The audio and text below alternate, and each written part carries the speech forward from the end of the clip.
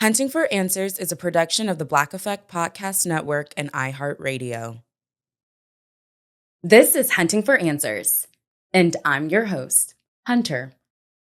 Every weekday, we tell a story that should never be forgotten. So let's begin. A homeowner was thousands of miles away when something stopped feeling right. She couldn't reach the friend who was watching her house. After calling several times without an answer, she checked her security cameras. What she saw was enough to know something was wrong. Inside the home were two people who had been shot. One of them was a 22-year-old college student who had just stopped by to visit a friend. This is the story of Jazmine Alexis Bates.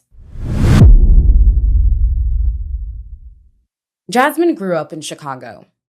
She later moved to Alabama to attend the University of Alabama, where she was studying business administration.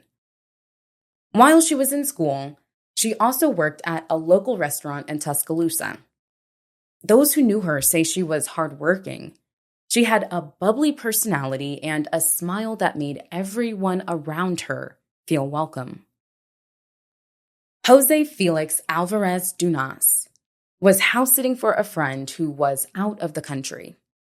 He was also caring for the family dog. Sometime that day, Jazmine stopped by to visit him. Time passed, and the homeowner still couldn't reach him. She checked her security cameras and noticed someone near the home during the overnight hours. She called police and asked them to check on the house. When officers entered, they found Jose near the front of the home. As they continued searching, they found Jazmine inside a bedroom closet. Jazmine and Jose had both been shot. The homeowner's dog had also been killed.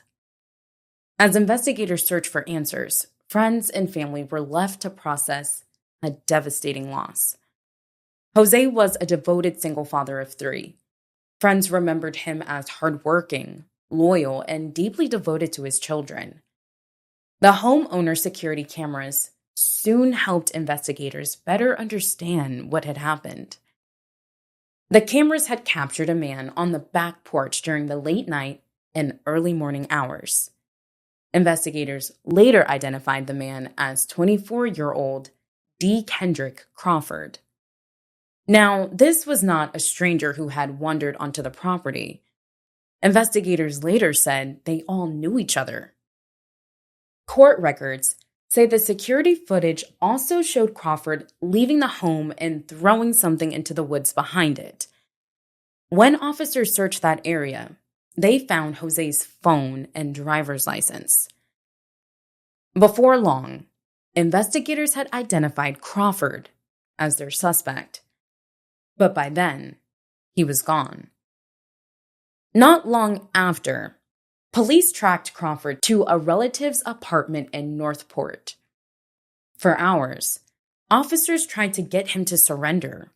They deployed drones, police dogs, and tear gas as they searched the building. Eventually, they found Crawford hiding inside an attic crawl space. He was taken into custody that night, about 10 hours after the victims were found. Following Crawford's arrest, investigators continued piecing together the timeline. They learned Crawford, Jazmine, Jose, and the homeowner all knew each other through work. But even as they learned more, the motive remained unclear. Investigators said they found no evidence that either Jazmine or Jose had done anything to provoke the attack. They also said there was no justification for what had happened.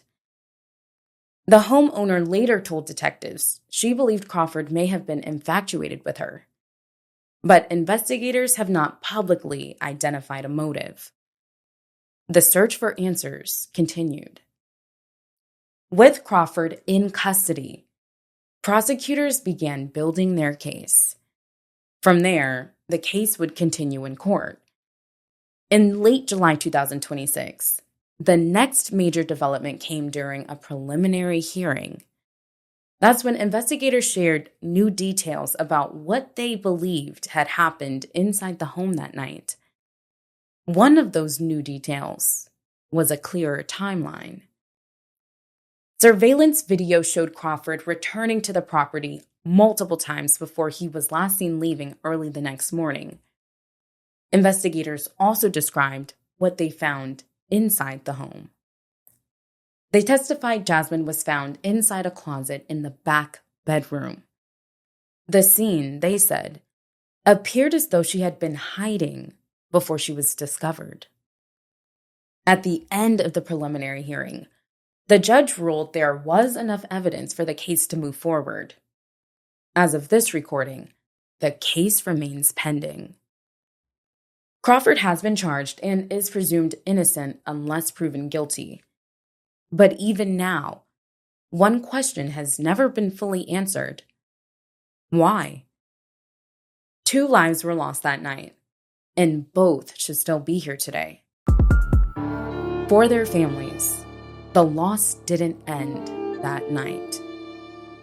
For more episodes and case updates, follow Hunting for Answers. You can also find us on Instagram, TikTok, and YouTube, or join our Facebook community. If there's a story you believe deserves attention, please reach out. We'd love to hear from you. Thank you for joining us for another episode. Until next time. Hunting for Answers is a production of the Black Effect Podcast Network. For more podcasts from the Black Effect Podcast Network, visit the iHeartRadio app, Apple Podcasts, or wherever you listen to your favorite shows.